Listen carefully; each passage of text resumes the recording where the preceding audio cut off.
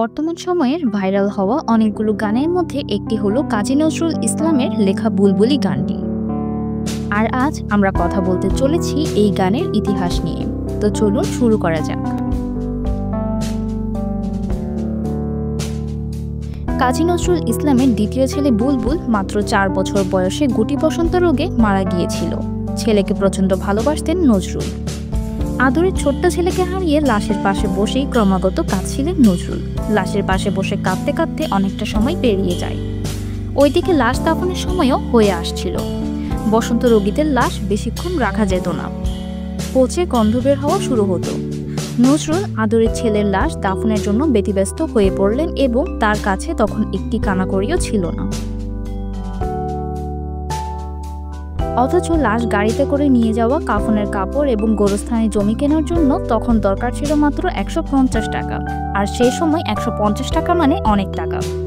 ওই হতভাগা বাবা নজরুলের কাছে সে টাকাটাও ছিল না। নজরুল এক লাইব্রেরি থেকে আরেক লাইব্রেরিতে ছুটোছুটি করতে লাগলেন, কিন্তু তেমন কেউই টাকা দিতে রাজি হলো না। শুধুমাত্র ডিএম লাইব্রেরি দিয়েছিল 35 টাকা।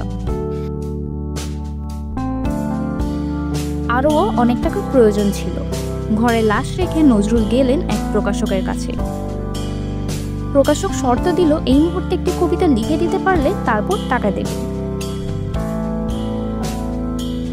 একদিকে আদরের ছেলের লাশ পচে যাচ্ছে, অন্যদিকে টাকার জোগাড় করা অত্যন্ত জরুরি। বিষণ্ণ মন আর কাঁপা কাঁপা হাতে নজরুল লিখলেন, ঘুমিয়ে গেছে শান্ত হয়ে আমার গানের বুলবুলি, করুণ চোখে চেয়ে আছে সাঁচের ঝরা ফুলগুলি। তারপর পুরো কবিতাটা লিখে দিয়ে টাকা নিয়ে বাড়ি ফিরলেন নজরুল। শেষবারের মতো আদরের ছেলেকে দেখে দাফন করলেন গোরস্থানে।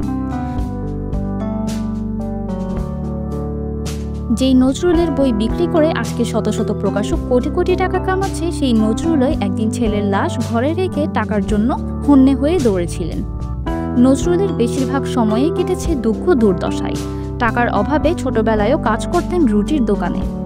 শেষ বয়সে তার অসুস্থ স্ত্রীর চিকিৎসাও করাতে পারেননি শুধুমাত্র সামান্য কটা টাকার অভাবে। নজরুল নিজেও তখন প্রচণ্ড অসুস্থ। তার অসুস্থ স্ত্রী তখন বিছানায় আধশোয়া অবস্থায় নলা তুলে খাইয়ে দিত অসুস্থ নজরুলকে। তারপর এক সময় টাকার অভাবেই বিনা চিকিৎসায় অসুস্থ হয়ে চিরবিদায় নিলেন কাজী নজরুল ইসলাম। যেই নজরুলের বিদ্রোহী কবিতা কিংবা কারার ওই লৌহ কপাট গান শুনলে আমাদের গায়ের পশম দাঁড়িয়ে যায়, সেই নজরুলই জীবনের বেশিরভাগ সময়ে ছিলেন অনাহারে অর্থাহারে। কোনোরকম দুমুঠো খেয়ে না খেয়েই পার করে দিয়েছেন নিজের গোটা জীবন। 24 জুলাই আন্দোলনেও যখন নজরুলের গান বেঁচে উঠত, মনে হতো নজরুল বুঝি এই গানগুলো এই সময়ের জন্যই লিখে গিয়েছেন। মানুষ নজরুল হয়তো মরে যায়, কিন্তু কবি নজরুলেরা মরে না। তাদের কবিতা বেঁচে থাকে মৃত্যুর আগ মুহূর্ত পর্যন্ত। নিজে খেয়ে না খেয়ে বিনা চিকিৎসায় অসুস্থ থেকেও আমাদেরকে এত সব কবিতা, গান, গজলের ভান্ডার দিয়ে যাওয়া নজরুলের 49তম মৃত্যুবার্ষিকী আজ।